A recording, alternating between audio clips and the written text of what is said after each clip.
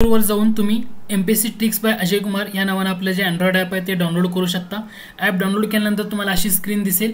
ही screen पाहिल्यानंतर तुम्हाला या ठिकाणी स्टोअर नावाचं एक सेक्शन दिसेल। या स्टोअर सेक्शनमध्ये जाऊन तुम्ही वेगवेगळ्या कोर्सेसचा लाभ घेऊ शकता। स्टोअर सेक्शनमध्ये गेल्यानंतर तुम्हाला वेगवेगळ्या प्रकारचे कोर्सेस पाहायला मिळतील, जसं राज्यघटनेचा कोर्स आहे, इतिहासाचा आहे, चालू घडामोडीचा आहे, टेस्ट सिरीज सुद्धा ऑनलाईन चालू घडामोडीची आपली अवेलेबल आहे, इंग्लिश ग्रामरचा आहे, अर्थव्यवस्थेचा कोर्स आहे। काही लोकांना असं वाटतं की आपल्याला पूर्णपणे बॅचेस पाहिजे असतात, बऱ्याच लोकांना पूर्ण कोर्स हवे असतात, तसे तुम्हाला अवेलेबल होतील। तर प्रत्येक विषयाचे कोर्सेस आहेत। चालू घडामोडीची जी सिरीज आहे आपण दर महिन्याला कव्हर करतो। या ठिकाणी प्रश्नोत्तरे, PDF आणि इतर डिटेल ह्याच्यामध्ये आहे। टॅक्स असिस्टंटसाठी असेल, मराठी व्याकरण असेल, तर तुम्हाला खूप कमी किमतीमध्ये आणि दर्जेदार साहित्य हे तो पाहायला मिळेल। जर तुम्हाला टोटल पूर्ण कोर्स घ्यायचा असेल तर राज्यसेवा पूर्वचा पण तुम्हाला त्या ठिकाणी अवेलेबल आहे। त्यानंतर संपूर्ण सामान्य विज्ञान, मराठी ग्रामरचा आहे किंवा अंकगणिताचा असेल किंवा इतर जे कोर्सेस आहेत ना, तुम्हाला पूर्णपणे कोर्सेस तुम्हाला आपल्या ॲपवर पाहायला मिळतील।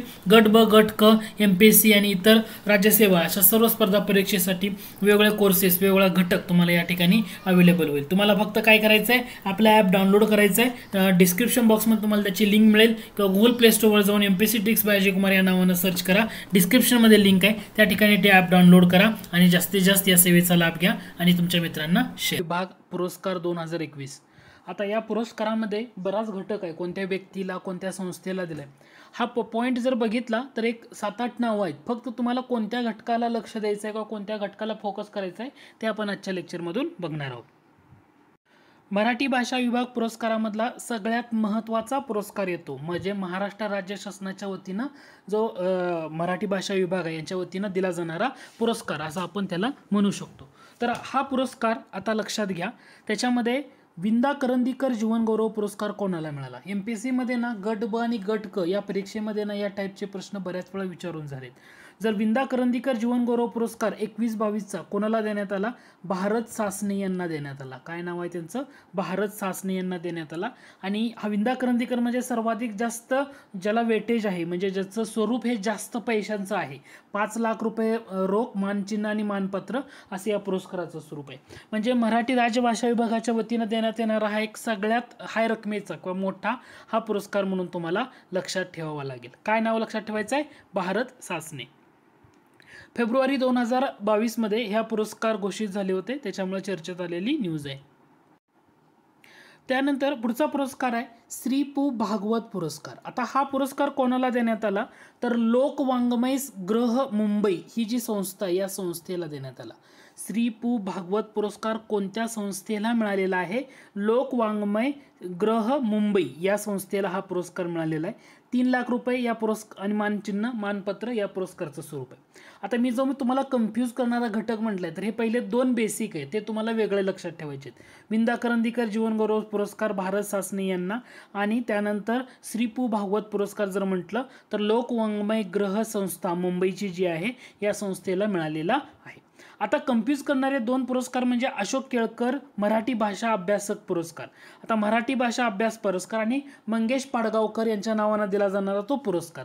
याच्यामध्ये व्यक्ती 2 आहेत, 2 संस्था आहेत, पण संस्था जवळजवळ वाटणारे आहेत। जोड्या लावामध्ये अशा टाईपचा प्रश्न विचारला तर तुम्हाला कुठं कन्फ्यूज केलं जाईल ते मी तुम्हाला आता सांगतो। त्यानंतर येणारा तिसरा पुरस्कार आहे डॉक्टर अशोक केळकर मराठी भाषा अभ्यास पुरस्कार, मराठी भाषा अभ्यास पुरस्कार। आता हा कोणाला जाहीर झालेला आहे तर हा व्यक्तीसाठी जर म्हटलं रमेश वरखेडे यांना जाहीर झालाय। ह्या पुरस्काराची रक्कम आहे 2 लाख रुपये फक्त। ओके, म्हणजे डॉक्टर अशोक केळकर म्हटलं तर रमेश वरखेडे व्यक्तीमध्ये लक्षात ठेवा, आणि संस्थेमध्ये हा पुरस्कार कोणाला जाहीर झालाय, मराठी अभ्यास परिषद पुणे यांना हा पुरस्कार जाहीर झालाय। आता कन्फ्यूज करणारा पॉईंट कुठे येतो, कन्फ्यूज करणारा पॉईंट येतो मंगेश पाडगावकर यांच्याबाबतचा जो पुरस्कार आहे ना त्या ठिकाणी। आता लक्षात घ्या, कविवर्य मंगेश पाडगावकर मराठी भाषा संवर्धक पुरस्कार व्यक्तीसाठी कोणाला दिला, डॉक्टर चंद्रकांत पाटील, आणि कविवर्य मंगेश पाडगावकर भाषा संवर्धक पुरस्कार संस्थेसाठी कोणाला देण्यात आला, मराठी अभ्यास केंद्र पुणे। आता लक्षात येतंय का बघा, डॉक्टर अशोक केळकर यांच्या नावानं दिला जाणारा जो भाषेच्या बाबतीतला पुरस्कार होता त्याच्यामध्ये संस्थेसाठी मगाशी आपण काय बघितलं, मराठी अभ्यास परिषद पुणे यांना दिला, परंतु मंगेश पाडगावकर भाषा संवर्धक पुरस्कार संस्थेसाठी कोणत्या संस्थेला मिळालाय? मराठी अभ्यास केंद्र मुंबई. आता लक्षात ठेवायचं, थोडंसं दोन गोष्टीकडे मी तुमचं लक्ष वेधू इच्छितो. पहिले दोन पुरस्कार तर तुम्ही लक्षात ठेवले असतील, जसं की तुमचा सुरुवातीचा विंदा करंदीकर जीवनगौरव पुरस्कार म्हटलं होतं. विंदा करंदीकर जीवनगौरव पुरस्कार जर म्हटलं भारत सासने लक्षात येईल, किंवा लोकवाङ्मय ग्रह संस्था मुंबई श्री पु भागवत पुरस्कार. आता अशोक केळकर यांना दिले जाणार, अशोक केळकर यांच्या नावाने दिले जाणारे दोन पुरस्कार आहेत, व्यक्तीसाठी आणि संस्थेसाठी. आता अशोक केळकर म्हटलं आणि त्यामध्ये संस्था म्हटलं, काय लक्षात ठेवणार? मराठी अभ्यास परिषद पुणे. आणि मंगेश पाडगावकर यांच्या नावाने दिला जाणारा भाषा संवर्धक पुरस्कार, त्यामध्ये संस्था म्हटलं मराठी अभ्यास केंद्र. आता नक्की ऑब्झर्व करा या दोन गोष्टीकडे. मंगेश पाडगावकर भाषा संवर्धक पुरस्कार संस्थेसाठी म्हटलं मराठी अभ्यास केंद्र मुंबई, मराठी अभ्यास केंद्र मुंबई. आणि या ठिकाणी अशोक केळकर भाषा अभ्यासक पुरस्कार मराठी अभ्यास परिषद पुणे. आता लक्षात आलं का? मंगेश पाडगावकर भाषा संवर्धक पुरस्कार जो होता तो मराठी अभ्यास केंद्र मुंबईला दिला, परंतु डॉक्टर अशोक केळकर भाषा अभ्यासक पुरस्कार मराठी अभ्यास परिषद पुणेला दिला. तिथं मंगेश पाडगावकर यांच्या नावाने दिल्या जाणाऱ्या पुरस्कारात संस्थेसाठी इथं परिषद नाही आहे, इथं केंद्र आहे, आणि पुण्याच्या ऐवजी ती मुंबईचे. हे दोन पॉईंट लक्षात ठेवा. जेव्हा तुम्हाला जोड्या लावामध्ये हा पॉईंट विचारला जाईल ना, तुम्ही त्यामध्ये कन्फ्यूज व्हाल. तुम्हाला त्या जोड्या लावताना व्यवस्थितरित्या जोड्या त्या ठिकाणी लावता आल्या पाहिजेत. पॉईंट क्लिअर झाला, मुद्दा क्लिअर झाला. परत एकदा सांगतो कोणती कोणती नावं होती ती. पहिला गट तुम्हाला लक्षात ठेवायचा आहे तो म्हणजे विंदा करंदीकर जीवनगौरव पुरस्कार भारत सासने, 5 लाख रुपये स्वरूप होतं. श्री पु भागवत पुरस्कार जो आहे मराठी राज्यवाङ्मय पुरस्कार म्हटलं तर त्यांच्या वतीनं दिला जाणारा, लोकवाङ्मय ग्रह मुंबई या संस्थेला जाहीर झाला. त्यानंतर डॉक्टर अशोक केळकर भाषा अभ्यासक पुरस्कार रमेश वरखेडे, आणि डॉक्टर मंगेश पडगावकर भाषा संवर्धक पुरस्कार चंद्रकांत पाटील. त्यानंतर डॉक्टर अशोक केळकर भाषा अभ्यासक पुरस्कार संस्थेसाठी मराठी अभ्यास परिषद पुणे, आणि डॉक्टर मंगेश पाडगावकर भाषा संवर्धक पुरस्कार संस्थेसाठी मराठी अभ्यास केंद्र मुंबई. ओके, पॉईंट थोडेच आहेत, फक्त मला तुम्हाला याच मुद्द्याला आणि हा जो घटक होता ना हाच तुम्हाला सांगायचा होता. इथं तुमच्या लक्षात आलं असेल. आता याच्या बाहेर तुम्हाला कोणता येणार नाही, पण गट ब आणि गट क च्या परीक्षेसाठी हे पुरस्कार खूप महत्त्वाचे आहेत, नावं खूप महत्त्वाची आहेत. आता साहित्य अकादमी पुरस्कार हा येणाऱ्या परीक्षेसाठी कसा उपयुक्त आहे, तर याचा अभ्यास करताना आपण काय करणार आहे, 2019, 2020 आणि 2021 या 3 वर्षामध्ये साहित्य अकादमी पुरस्कारात कोणत्या लेखकाला कोणता पुरस्कार मिळाला ते तुम्हाला इथं लक्षात ठेवणं, किंवा त्या लेखकाचं नाव कोणतं ते लक्षात ठेवणं गरजेचं आहे. ठीक आहे. मग या साहित्य अकादमी पुरस्कारामध्ये एकूण 3 महत्त्वाचे पुरस्कार महत्त्वाचे तुम्हाला लक्षात ठेवायचे आहे. साहित्य अकादमी मुख्य पुरस्कार जो असतो तो एक, त्यानंतर साहित्य अकादमीचा बालसाहित्य पुरस्कार आहे तो दुसरा, आणि युवा साहित्य युवा पुरस्कार. ओके, साहित्य अकादमीचा युवा पुरस्कार जो म्हटला होता, असे एकूण 3 पुरस्कार आहेत. म्हणजे हे 3 पुरस्कार आणि मराठीमध्ये मिळालेली नावं, तर असे एकूण तुम्हाला 9 नावं आणि 9 त्यांच्या कादंबऱ्या किंवा कथा असतील तर ते तुम्हाला लक्षात ठेवावं लागेल. परीक्षेसाठी कसं होतं, थोडंसं ब्रॉड करंट अफेअर तुम्हाला ब्रॉडमध्ये जावं लागते. त्याच्यासाठी आपण हे 3 वर्षाचं करतोय. म्हणजे या साहित्य अकादमीवर जेव्हा तुम्हाला प्रश्न येईल तर तुम्हाला 19, 20, 21 पैकी काही विचारू द्या, तुमचं उत्तर तुम्हाला देता येईल. तर आज आपण वेळ न दौडता डायरेक्टली लेक्चरला सुरुवात करूया. आजचा आपला पहिला प्रश्न आहे तो म्हणजे साहित्य अकादमी पुरस्कार 2020 बाबत योग्य पर्याय निवडा असं तुम्हाला म्हटले. आता देताना तुम्हाला 4 विधानं दिली, त्यांनी 2020चं विचारले. ठीक आहे, तुम्हाला 21चं नाव पण लक्षात घ्यायचं आहे आणि 19चं पण घ्यायचं आहे, ते आपण डिस्कस करणार आहोत. आता अगोदर काय करूया, या प्रश्नाचं उत्तर काय असेल ते पाहूया. ते पाहण्यासाठी सुरुवातीला एक विधान घेऊया आणि त्या विधानावरनं कोणतं बरोबर येतं ते ठरवूया. ठीक आहे. पहिलं विधान आहे, भारतीय राज्यघटनेतील 22 भाषांसाठी हा पुरस्कार दिला जातो. पहिला मुद्दा, साहित्य अकादमी पुरस्कार 22 भाषांसाठी दिला जातो का? नाही. त्यामुळे पहिलं विधान बरोबर असणार आहे का? डेफिनेटली नाही आहे. पहिलं विधान हे तुमचं चूक असणार आहे, कारण साहित्य अकादमी पुरस्कार 24 भाषांसाठी दिला जातो. म्हणजे भारतीय राज्यघटनेतल्या 22 भाषा ह्या महत्त्वाच्या. ठीक आहे. 92 घटनादुरुस्तीपर्यंत 21, 71 आणि 92 या घटनादुरुस्तीमुळे टोटल 22 भाषा झाल्यात भारतीय राज्यघटनेमधल्या. त्यानंतर राजस्थानी आणि इंग्रजी अशा एकूण 24 भाषांसाठी साहित्य अकादमी पुरस्कार दिला जातो. त्याच्यामुळे पहिलं विधान चुकीचं आहे. साहित्य अकादमी या पुरस्काराची सुरुवात 1955ला झाली, हे उत्तर बरोबर आहे. लक्ष्मण शास्त्री जोशी यामध्ये एक महत्त्वाचं नाव तुम्हाला पाहता येईल. ठीक आहे. तिसरं विधान बघा, या पुरस्काराचे स्वरूप 5 लाख रुपये, ताम्रपट आणि स्मृतिचिन्ह आहे. आता हे तिसरं विधान बरोबर आहे का? साहित्य अकादमी म्हणजे तर ह्याचं मॅक्झिमम प्राईस ही 1,00,000 आहे. ठीक आहे, 1,00,000. त्याच्यामुळे 5,00,000 या ठिकाणी जे दिलंय त्यामुळे हे विधान तुमचं काय असणार आहे? चुकीचं असणार आहे. म्हणजे पहिलं विधान चुकीचं, तिसरं चुकीचं. 2020चा पुरस्कार मराठी भाषेसाठी नंदा खरे यांना अंताजीची बखर या कादंबरीसाठी दिला. आता तुम्ही म्हणाल 2020चा साहित्य अकादमी पुरस्कार नंदा खरे यांना मिळाला म्हणजे बरोबर आहे, लगेच कराल.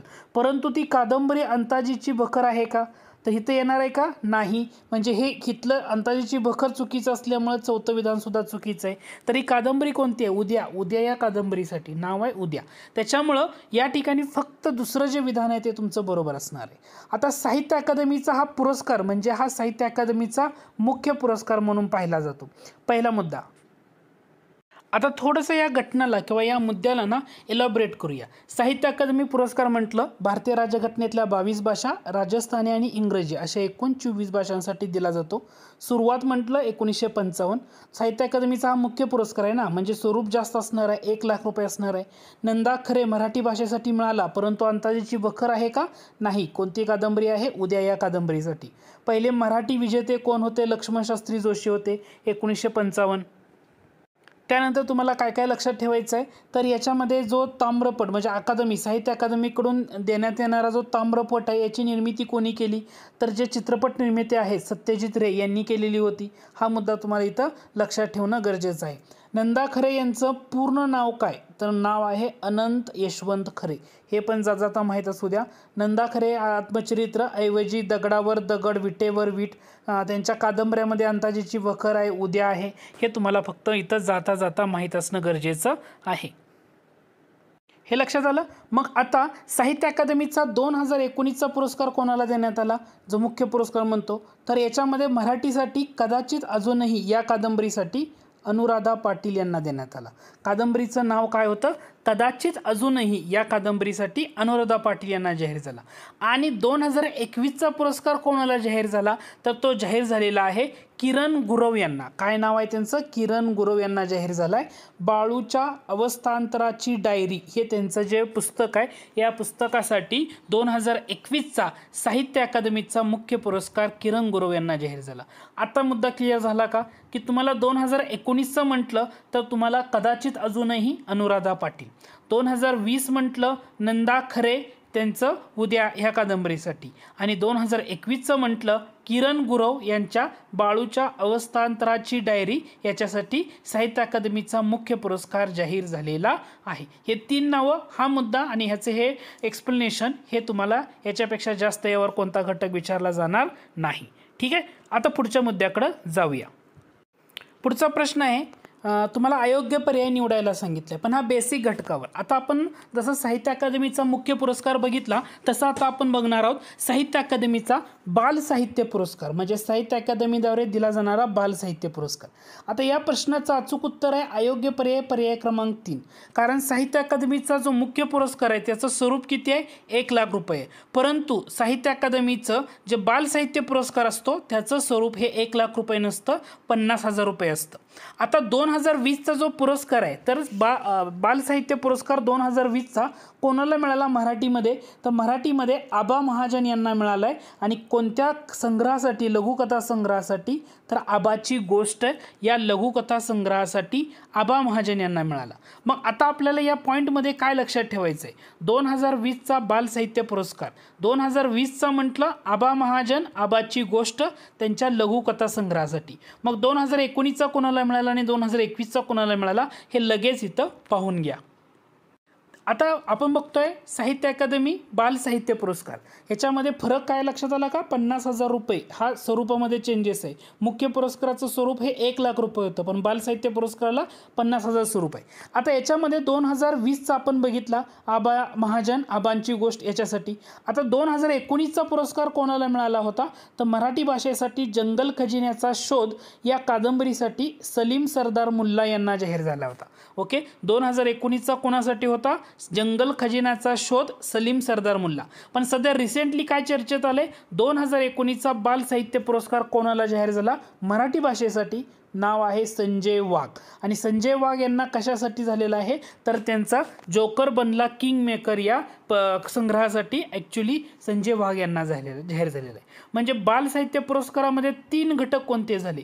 2019चा सलीम सरदार मुल्ला जंगल खजिन्याचा शोध, 2020 आबा महाजन आबांची गोष्ट लघुकथा संग्रहासाठी आणि 2021 संजय वाघ जोकर बनला किंग मेकर या त्यांच्या संग्रहासाठी. म्हणजे तुम्हाला इथं तिन्ही घटक तिन्ही मुद्दे हे लगेच क्लिअर झालं पाहिजे. तिन्ही नावं लगेच सायमल्टेनियसली लक्षात ठेवा, परीक्षेला यामध्ये कन्फ्युजन होणार नाही. पुढचा प्रश्न आहे, तुम्हाला खालील विधानातून योग्य पर्याय निवडा असं म्हटलंय. ठीक आहे, आता आपण साहित्य अकादमीचा मुख्य पुरस्कार बघितला, साहित्य अकादमीचा बाल साहित्य पुरस्कार बघितला. आता कोणता पुरस्कार राहिला? युवा पुरस्कार. आता याच्यामध्ये तुम्हाला पहिलं विधान बघा, देवबाभळी या पुस्तकासाठी नाशिकचे मराठमोळे दिग्दर्शक तथा लेखक प्राजक्त देशमुख यांना साहित्य अकादमी युवा पुरस्कार 2020चा जाहीर झाला. पहिलं विधान बरोबर आहे. प्राजक्त देशमुख 2020 देवबाभळी पुस्तकासाठी जाहीर झाला, बरोबर आहे. आता युवा पुरस्कार म्हणजे याच्यासाठी युवा शब्द आहे ना, युवा याचा अर्थ त्या ठिकाणी वयाची अट असली पाहिजे. तर इथं 45 वर्ष वय म्हटले ते चुकीचं आहे, की साहित्य अकादमी युवा पुरस्कार हा 35 वर्ष किंवा त्यापेक्षा कमी वयाचे जे साहित्यिक असतात ना त्याला दिला जातो. आणि दुसरं महत्त्वाचं, जसं साहित्य अकादमी मुख्य पुरस्काराचं स्वरूप होतं 1 लाख रुपये, साहित्य अकादमी बाल साहित्य पुरस्काराचं स्वरूप होतं 50,000, तसं युवा पुरस्काराचं स्वरूप सुद्धा काय आहे? 50,000 रुपये आहे. म्हणजे तुम्हाला तिसरा मुद्दा लक्षात आला का? साहित्य अकादमी युवा पुरस्कार जर म्हटलं तर 50,000 रुपये आहे ॲज इट इज त्याचं स्वरूप, परंतु 35 वर्षे किंवा त्यापेक्षा कमी वयाच्या साहित्यिकांना हा पुरस्कार दिला जातो. 2020चा कोणाला दिला? प्राजक्त देशमुख यांना देवबाभळी या पुस्तकासाठी. आता कम्पेअर करायचं, 19चं पण लक्षात घ्या आणि 21चा पण पुरस्कार जाहीर झाला आहे, त्यांचं नाव पण आता इथं लक्षात घ्या. 2019चा पुरस्कार सुशीलकुमार शिंदे यांना शहर आत्महत्या करायचं म्हणते या त्यांच्या कविता संग्रहासाठी जाहीर झाला होता. 2019चा कोणाला? सुशीलकुमार शिंदे, शहर आत्महत्या करायचं म्हणते यासाठी, त्याच्यामुळे चर्चेत होते. आणि 35 वर्ष किंवा कमी वयाच्या साहित्यिकांना पुरस्कार दिला जातो, हा मुद्दा आपण ऑलरेडी या ठिकाणी डिस्कस केलेला आहे. आता राहिला मुद्दा काय? 2021चा पुरस्कार कोणाला मिळाला? तर 2021चा पुरस्कार प्रणव सकदेव, काय नाव आहे? प्रणव सकदेव यांना काळे करडे स्ट्रोक्स या कादंबरीसाठी जाहीर झालेला आहे. काळे करडे स्ट्रोक्स म्हणजे तिन्ही मुद्दे तुमचे इथे क्लिअर होतात का? की तुम्हाला 2019चं विचारलं, आता 2019चं विचारलं सुशीलकुमार शिंदे शहर आत्महत्या करायचं म्हणते युवा साहित्य पुरस्कार. 2020चं विचारलं प्राजक्त देशमुख देवबाभळी या पुस्तकासाठी आणि 2021चं विचारलं प्रणव सकदेव यांना काळे करडे स्ट्रोक्स या कादंबरीसाठी. हे तिन्ही मुद्दे 9 नावं आहेत, एकूण 3 पुरस्कार जोडून येणारे 9 नावं, त्यांचे महत्त्वाचं पुस्तक किंवा त्यांची जी कादंबरी किंवा संग्रह आहे ते तुम्हाला तिथं लक्षात ठेवायचं आहे. याच्यावर परीक्षेला प्रश्न येणाऱ्या काही परीक्षामध्ये अपेक्षित आहे. 19 विचारू द्या, 20 विचारू द्या किंवा 21 विचारू द्या, कोणत्याही एका घटकावर येणाऱ्या परीक्षेत प्रश्न अपेक्षित आहे. याला तुम्ही थोडंसं फोकस करा. एवढा मुद्दा जर केला तर साहित्य अकादमीचे हे 3 महत्त्वाचे पुरस्कार आहेत ना, हा तुमचा कंपॅरेटिव्हली या ठिकाणी अभ्यास होऊन जातो. आहे नव्हता 27 मार्च 2022 रोजी 94व्या ऑस्कर अवॉर्डची घोषणा झाली. त्याबाबत खालील विधानामध्ये कोणतं विधान बरोबर आहे ते ओळखा. दिलेलं पहिलं विधान बघा, सर्वोत्कृष्ट चित्रपटाचा पुरस्कार कोडा चित्रपटाला दिला. 27 मार्चला ह्या ऑस्कर अवॉर्डची घोषणा झाली होती. तर पहिलं विधान काय बरोबर आहे का? तर हेच कोडा हे चित्रपटाला सर्वोत्कृष्ट चित्रपटाचा पुरस्कार दिला. पहिलं विधान बरोबर आहे. सर्वोत्कृष्ट अभिनेत्याचा पुरस्कार विल स्मिथला. आता ऑस्कर अवॉर्डमध्ये विल स्मिथ का चर्चेत होता? तर त्यानं मारलेली थोबाडीत आणि त्या थोबाडीमुळे तिथं तो इश्यू झालेला पुरस्कार सोहळ्यामधला तो महत्त्वाचा घटक आहे. तर विल स्मिथ सर्वोत्कृष्ट अभिनेत्याचा पुरस्कार बरोबर आहे. आणि सर्वोत्कृष्ट अभिनेत्रीचा पुरस्कार जेसिका चेस्टनला देण्यात आला, हे सुद्धा विधान बरोबर आहे. आता इथं तुमचं विचार होतं बरोबर कोणतं? वरीलपैकी सर्व विधानं तुमची काय आहेत? बरोबर आहेत. आता यामध्ये कोणत्या घटकाला तुम्हाला फोकस करायचं आहे ते लक्षात घ्या. ऑस्कर पुरस्कार ओके 27 मार्च 2022ला सादर झालेले ते चर्चेतला घटक. याच्यामध्ये पहिल्यांदा कोडा चित्रपट खूप महत्त्वाचा घटक आहे. कोडा चित्रपट सायन हेडर दिग्दर्शक आहेत, त्यांना तो मिळाला आहे त्या चित्रपटासाठी. Will Smith okay king Richard चित्रपटासाठी आणि विल स्मिथ त्यामुळे चर्चेत होता. जेसिका चेस्टन चित्रपट द आय ऑफ टॅमी फे ओके ह्या चित्रपटासाठी. आता यामध्ये सर्वोत्कृष्ट सहाय्यक अभिनेता अभिनेत्री शक्यतो या घटकाला तुम्हाला जास्त फोकस केलं जाणार नाही. यामध्ये कन्फ्यूज करणारा घटक आहे माहितीपट, ॲनिमेटेड चित्रपट, लघुपट. हे जे मुद्दे आहेत ना, हे ऑस्कर पुरस्कारातले तुम्हाला थोडंसं लक्षात ठेवायचं आहे. म्हणजे तुम्हाला कोणत्या गोष्टी लक्षात ठेवायच्या आहेत? सर्वोत्कृष्ट चित्रपट जास्त फोकस राहू द्या, अभिनेता चर्चेत होता त्यामुळं, आणि त्यासोबत अभिनेत्री, हे 3 पहिले घटक तुम्हाला तिथं लक्षात ठेवावे लागतील. यानंतर आता पुढचा पॉईंट आहे बघा, या मुद्द्याला थोडंसं फोकस करा. मी तुम्हाला 3 मुद्दे इथं सजेस्ट करतोय. सर्वोत्कृष्ट ॲनिमेटेड चित्रपट एनकॅन्टो, एनकॅन्टो ॲनिमेटेड चित्रपट आहे. तसं सर्वोत्कृष्ट माहितीपट, पण त्याच्यामध्ये 2 गट आहे, एक फीचर श्रेणीमध्ये आणि दुसरा आहे शॉर्ट सब्जेक्ट. ओके, फीचर श्रेणी आणि शॉर्ट सब्जेक्ट. सर्वोत्कृष्ट माहितीपट फीचर श्रेणीमध्ये समर ऑफ सोल आणि शॉर्ट सब्जेक्टमध्ये द क्वीन ऑफ बास्केटबॉल. हे लक्षात घ्यायचं आहे बरं का. हे 3 मुद्दे खूप महत्त्वाचे आहेत, कारण जर तुम्हाला अवघडातला अवघड जर प्रश्न विचारला तर या ऑस्कर पुरस्कार जोड्या लावामध्ये विचारलं जातं. त्यावेळी ॲनिमेटेड चित्रपट, त्यानंतर सर्वोत्कृष्ट माहितीपट, त्याच्यामध्ये फीचर आणि शॉर्ट सब्जेक्ट याच्यावर असणारा. फीचर म्हटलं तर समर ऑफ सोल, ॲनिमेटेड चित्रपट म्हटलं तर एनकॅन्टो, आणि शॉर्ट सब्जेक्टसाठी जर म्हटलं द क्वीन ऑफ बास्केटबॉल. हे तुम्हाला 3 घटक लक्षात ठेवायचे. म्हणजे अगोदरचे 3 मुद्दे, सर्वोत्कृष्ट चित्रपट, अभिनेता, त्यानंतर अभिनेत्री, हे 3, आणि आत्ताचे 3, हे 6 महत्त्वाचे पुरस्कार तुम्हाला मिनिमम इथं लक्षात ठेवायचे. याच्याशिवाय तुम्ही कोणत्या घटकाला फोकस करू शकता, तर जो सर्वोत्कृष्ट दिग्दर्शकाचा पुरस्कार जेन कॅम्पियन, ओके, यांना देण्यात आलेला होता. चित्रपट होता द पॉवर ऑफ डॉग. हे खूप महत्त्वाचा चित्रपट आहे, हे तुम्ही थोडंसं ट्रेस करा. आता राहिला यामध्ये आणखी एक मुद्दा, जसा ॲनिमेटेड चित्रपट झाला, माहितीपट झाला, त्याच्यामध्ये 2 श्रेणी झाल्या, तसं लघुपट हा एक महत्त्वाचा घटक आहे. आता यामध्ये सर्वोत्कृष्ट लघुपट ॲनिमेटेड जर म्हटलं तर द विंडशील्ड वायपर, हे खूप महत्त्वाचं आहे. आणि दुसरा म्हणजे सर्वोत्कृष्ट लघुपट ॲनिमेटेडमध्ये आणि लाईव्ह ॲक्शनमध्ये द लॉंग गुड बाय. हा एक पॉईंट आहे, तुम्हाला तिथं लक्षात ठेवायचे. कधी कधी तुम्हाला ना आंतरराष्ट्रीय फीचर फिल्म विचारतात. जपानची ड्राईव्ह माय कार हा चित्रपट आहे, याच्यासाठी मिळालेला पुरस्कार आहे आंतरराष्ट्रीय सर्वोत्कृष्ट फीचर फिल्म म्हणून. तर तो एक महत्त्वाचा घटक आहे, त्याला तुम्ही थोडंसं ट्रेस करू शकता. आणि आणखी 2 मुद्दे, एक म्हणजे डून हा चित्रपट सर्वाधिक 6 पुरस्कार मिळालेत वेगवेगळ्या श्रेणीमध्ये, आणि the power of the dog याला नामांकनं किती होती, तर सर्वाधिक 12 नामांकनं होती पॉवर ऑफ डॉग. परंतु डून ह्या चित्रपटाला सर्वाधिक ऑस्कर पुरस्कार मिळाले आहेत, ते म्हणजे 6. आता मी परत एकदा जे मुद्दे मी तुम्हाला सांगितले आणि ज्याचं कंपॅरिझन करायचं आहे ते घटक महत्त्वाचा. आता याला फोकस करतोय.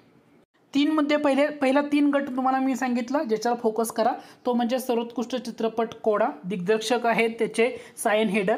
त्यानंतर सर्वोत्कृष्ट अभिनेता विल स्मिथ चर्चेमध्ये राहिला, कारण त्यानं मारलेली थोबाडी त्याने तो झालेला इशू लाईव्ह सोहळ्यामध्ये. चित्रपट होता किंग रिचर्ड. आणि सर्वोत्कृष्ट अभिनेत्रीचा पुरस्कार जेसिका चेस्टन यांना मिळालेला आहे, द आय ऑफ टॉमी फे. जर तुम्हाला जर सहाय्यक अभिनेता अभिनेत्री करायचं असेल तर एकदा वाचून घ्या की सहाय्यक अभिनेता ट्रॉय कोस्सूर, चित्रपट कोडामध्ये, कोडा चित्रपटासाठी ट्रॉय कोस्सूर यांना सर्वोत्कृष्ट सहाय्यक अभिनेत्याचा पुरस्कार. आता एकदा काय झाले राज्यसेवेला, सहाय्यक अभिनेत्याचा पुरस्कारावर पण विचारले प्रश्न. मागची झालेली राज्यसेवा होती ना ऑस्करच्या टाईपमध्ये, तर त्याच्यामध्ये असा टाईपवर एक प्रश्न विचारलेला आहे. त्यामुळे हे सुद्धा दादा फक्त माहीत असू द्या, सहाय्यक अभिनेत्री एरियाना डिबोस, एवढं फक्त नाव महत्त्वाचं आहे. यानंतर तुम्हाला पुढचा घटक जो मी तुम्हाला जास्त फोकस करा म्हटलं तो म्हणजे सर्वोत्कृष्ट ॲनिमेटेड चित्रपट एनकॅन्टो. ॲनिमेटेड चित्रपट एनकॅन्टो. सर्वोत्कृष्ट माहितीपट, त्याच्यामध्ये 2 घटक येतात. फीचर श्रेणीमध्ये समर ऑफ सोल, ओरिजिनल स्कोअरमध्ये, त्यानंतर तुम्हाला शॉर्ट सब्जेक्टमध्ये द क्वीन ऑफ बास्केटबॉल.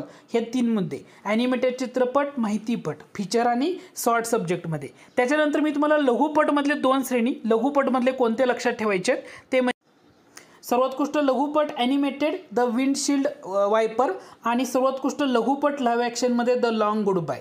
आणि यामध्ये याशिवाय आणखी घटक लक्षात ठेवायचा आहे, तो म्हणजे सर्वोत्कृष्ट आंतरराष्ट्रीय फीचर फिल्म ड्राईव्ह माय कार, जपान या देशाचा असलेला तो घटक. आणि सर्वाधिक नामांकनं मिळाली होती द पॉवर ऑफ डॉग चित्रपटाला, एकूण 12 नामांकनं. आणि सर्वाधिक पुरस्कार जे जिंकले डून या चित्रपटानं सर्वाधिक 6. एवढे जर मुद्दे तुम्ही ऑस्कर पुरस्काराच्या बाबतीमध्ये लक्षात ठेवले तर मोर दॅन इनफ आहे.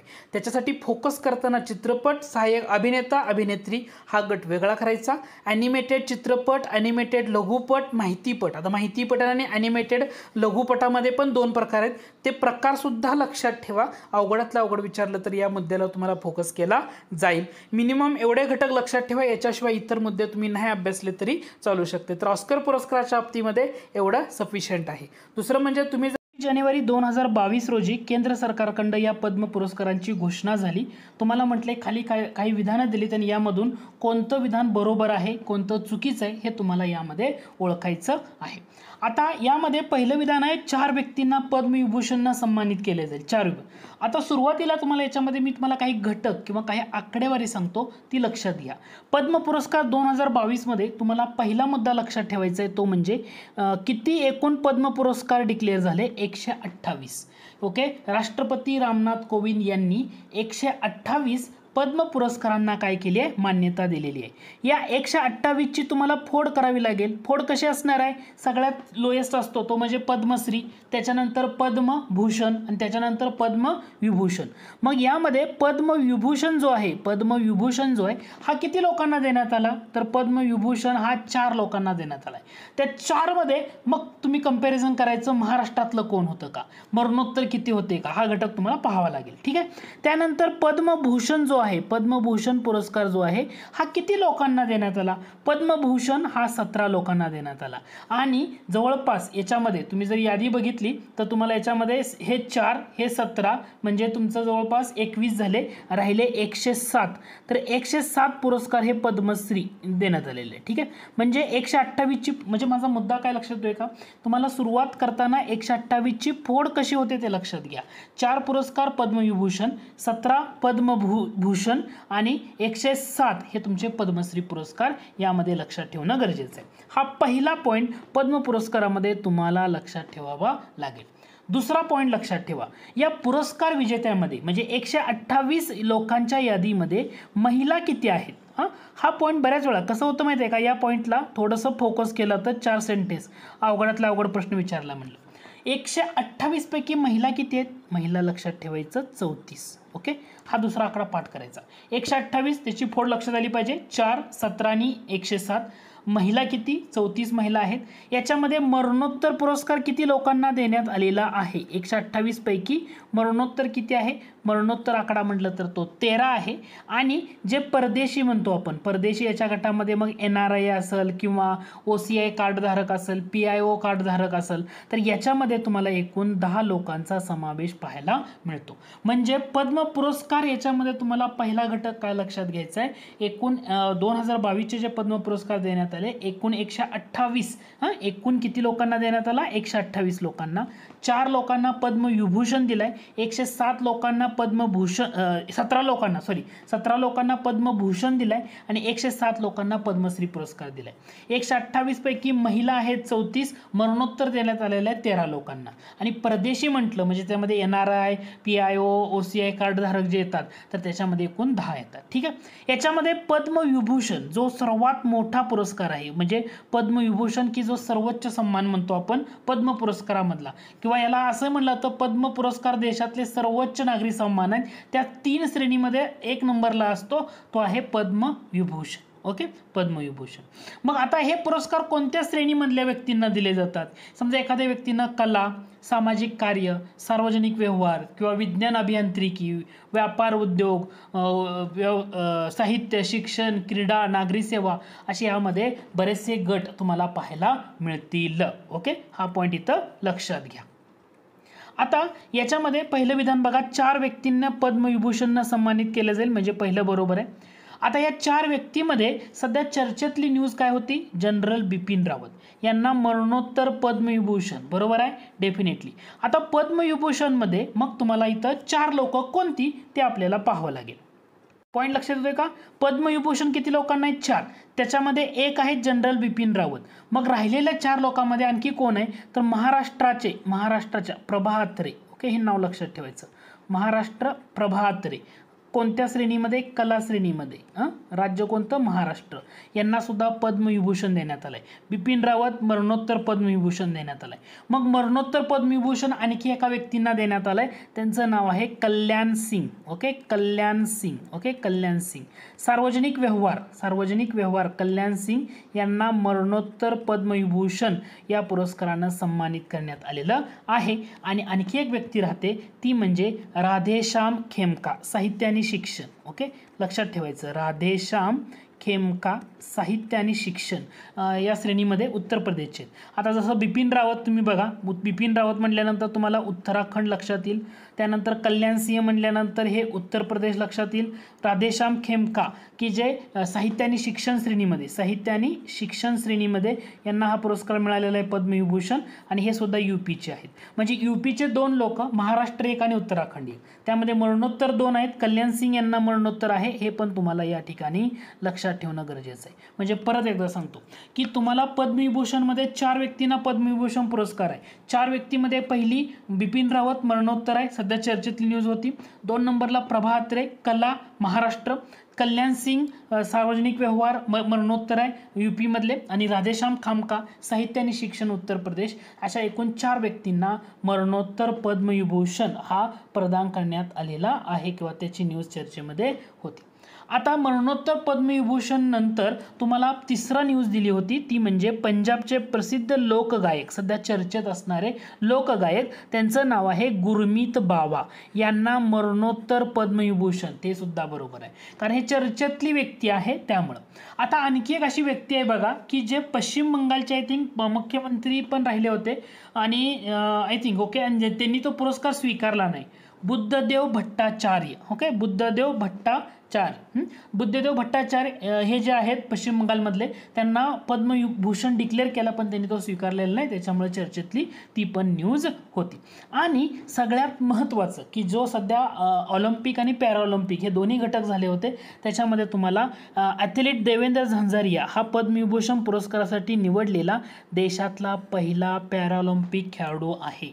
ओके, जे पॅराऑलिम्पिक स्पर्धा झाली टोकियोला, तर देवेंद्र झांझरियानं कोणतं पदक जिंकलं माहीत असू द्या, किंवा त्यांच्या रिलेटेड इतर जी इन्फॉर्मेशन असते तर त्याला तुम्ही थोडंसं फोकस करा. इथं उत्तर असणार आहे तुमचं वरीलपैकी सर्व बरोबर.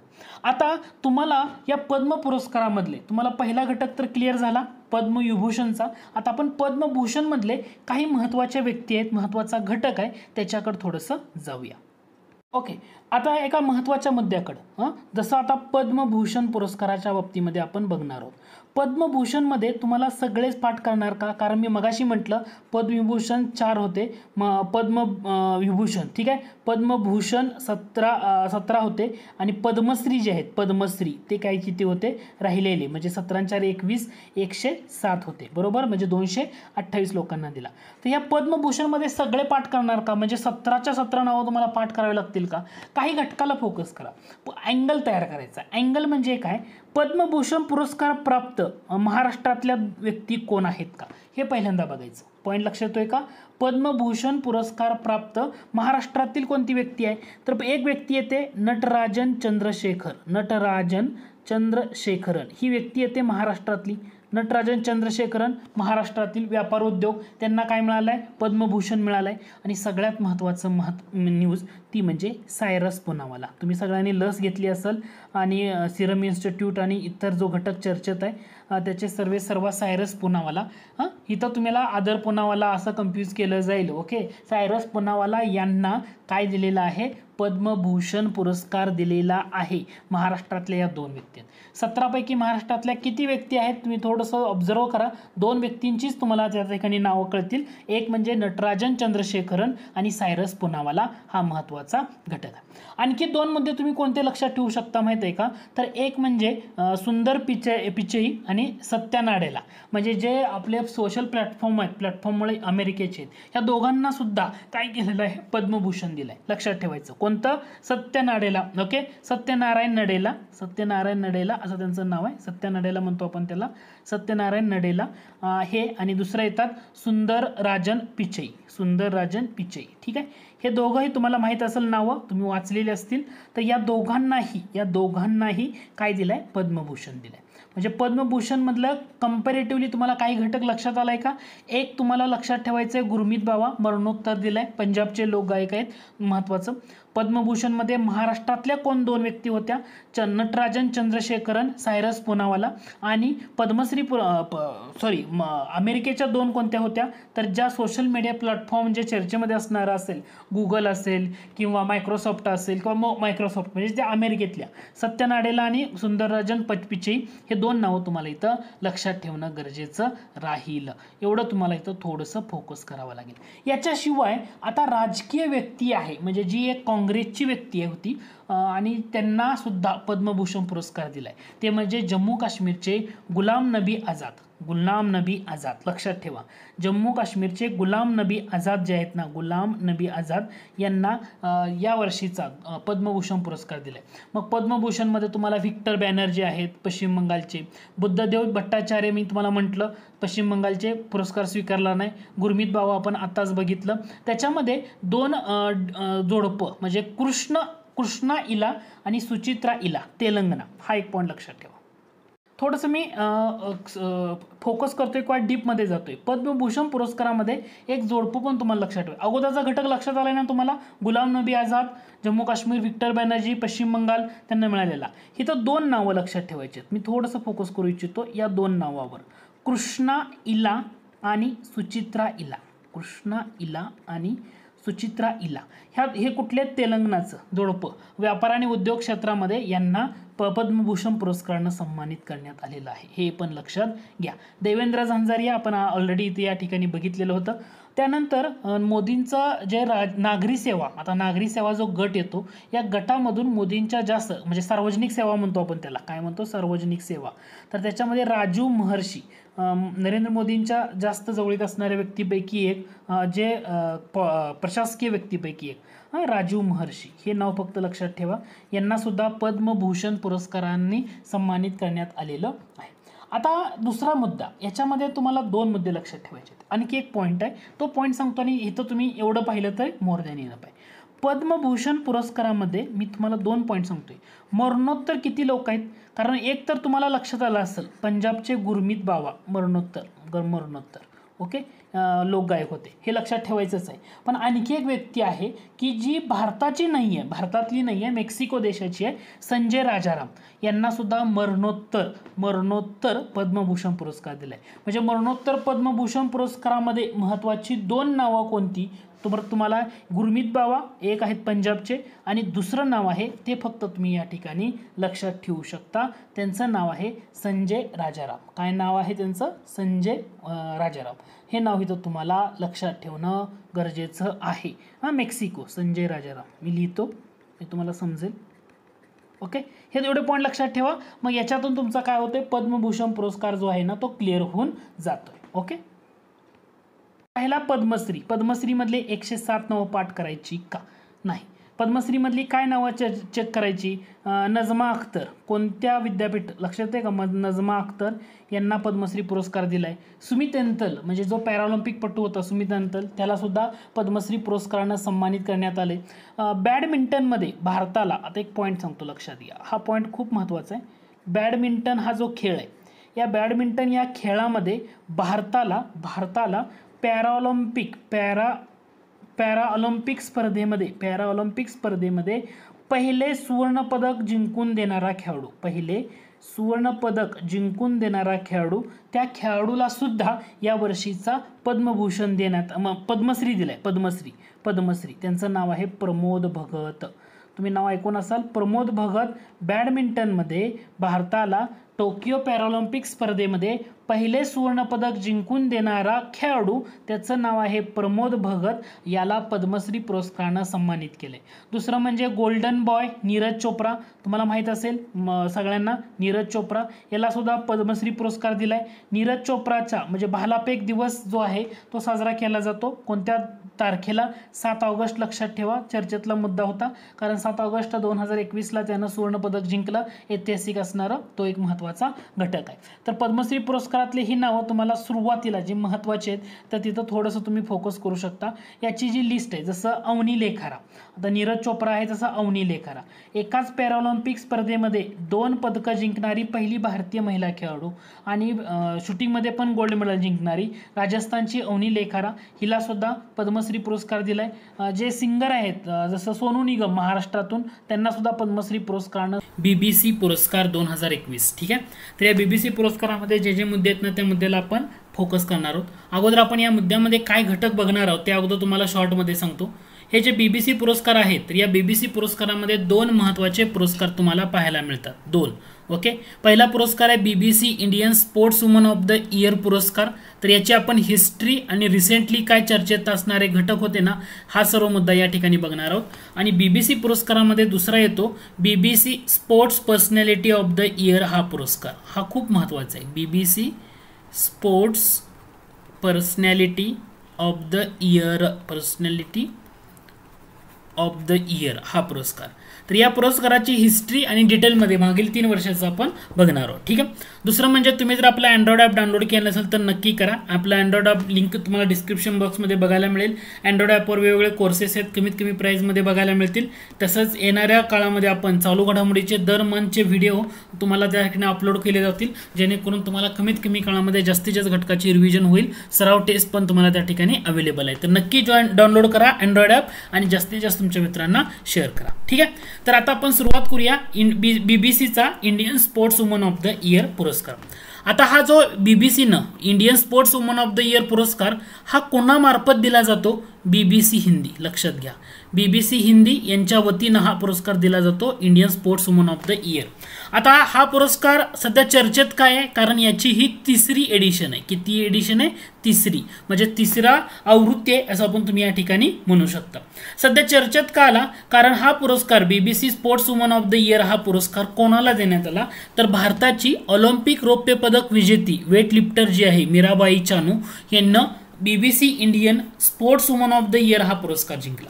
आता याची हिस्ट्री जर बघितली BBC Indian sportswoman of the year या पुरस्काराच्या बाबतीमध्ये पहिला पुरस्कार देण्यात आला होता 2019ला. पुरस्कार स्थापन तेव्हा झाला, म्हणजे 2019 सालचा पुरस्कार 2020 मध्ये दिला. पण पहिल्यांदा जेव्हा BBC Indian sportswoman of the year पुरस्कार देण्यात आला तर त्याची विजेती कोण आहे?